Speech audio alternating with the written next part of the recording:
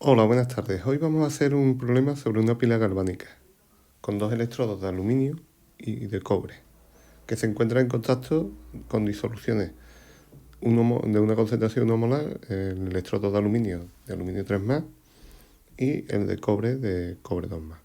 No especifican de qué son.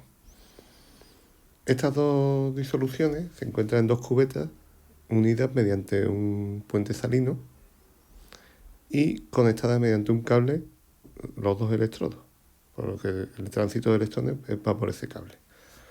Nos pregunta, en principio, que escribamos, en el apartado A, que escribamos e identifiquemos las semirradiaciones que se producen en el ánodo y en el cátodo. En el ánodo, que es donde se produce la oxidación y que es el polo negativo, y el cátodo, que es donde se produce la reducción y es el polo positivo. Acordaos de lo que hicimos en vídeos anteriores de el método del orden alfabético. Ánodo, oxidación, negativo. Cátodo, reducción, positivo. A va antes que la C, O va antes que la R y N va antes que la P. Entonces, aquí, para saber cuál es el que se oxida y cuál es el que se reduce, nada más que tenemos que mirar los potenciales normales de reducción. Y aquel que tenga el potencial mayor de reducción es el que se reduce. Vemos que el cobre tiene 0,34, mientras que el aluminio tiene menos 1,67. Como el cobre es mayor, pues el cobre se va a reducir, mientras que el aluminio se va a oxidar, porque es menor. La reacción de oxidación, a mí me gusta más ponerla así. Aluminio pasa a aluminio 3 más 3 electrones. Y en el ánodo se produce la oxidación y además el polo negativo. El cátodo se produce la reducción, que además es el polo positivo. En el apartado B nos pide que calculemos la fuerza electromotriz de la pila y que escribamos su notación simplificada. Vemos que en el ánodo tenemos la oxidación y el polo negativo y el que se reduce es el aluminio. Aquí nos lo pone como positivo porque la reacción es la de oxidación. Y esto es menos 1,67 voltios para la reducción, pero aquí se está oxidando, por lo cual el signo cambia. En el cátodo, que es el polo positivo, y se produce la reducción, pues tendríamos que sería 0,34 voltios. Aquí hacemos una cosa parecida a la ley de Hess y se obtiene sumando los dos valores.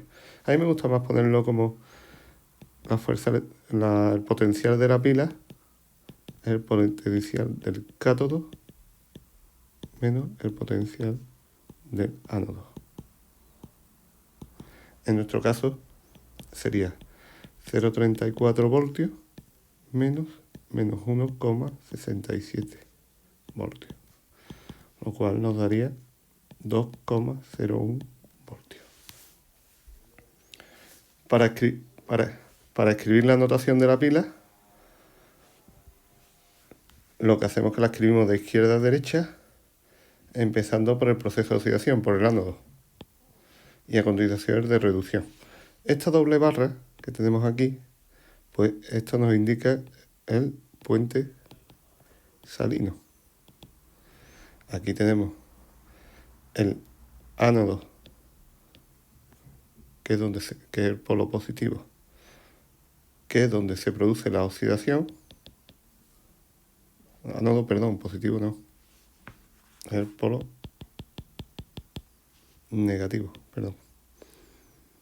Se produce la oxidación. Y aquí tenemos el cátodo, que es el polo positivo, que es donde se produce la reducción. Y así ya tendríamos escrita la notación de la pila.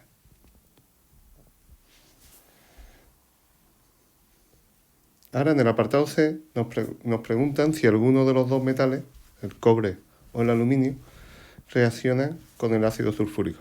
El ácido sulfúrico utilizamos el potencial estándar de reducción del hidrógeno.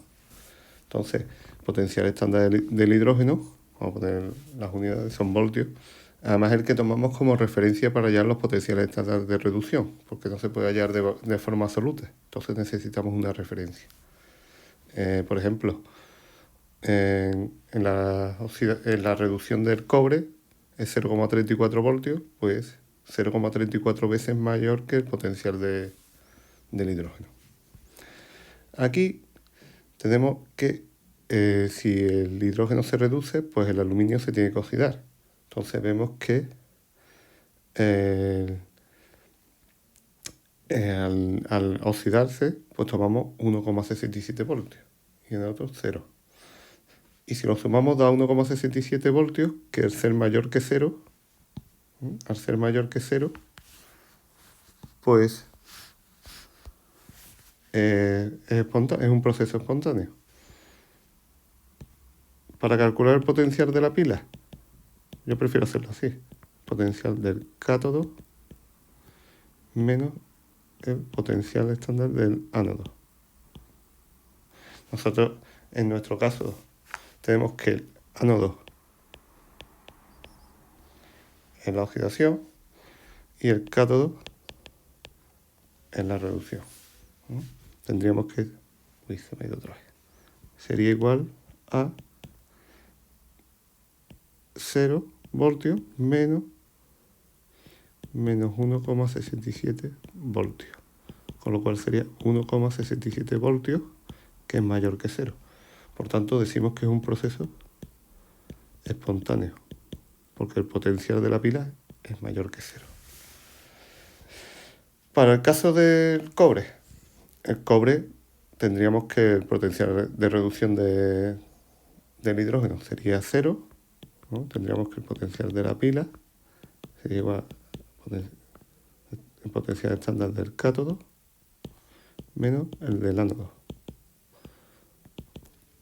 que sería 0 voltios menos 0,34 voltios, que sería menos 0,34 voltios, que es menor que 0, que es negativo. Por lo tanto, el proceso es no espontáneo. Con lo cual, vemos que el cobre no se oxidaría con el ácido sulfúrico, mientras que el aluminio sí. Espero que esta explicación haya resultado útil y hayáis aprendido. Venga, hasta luego.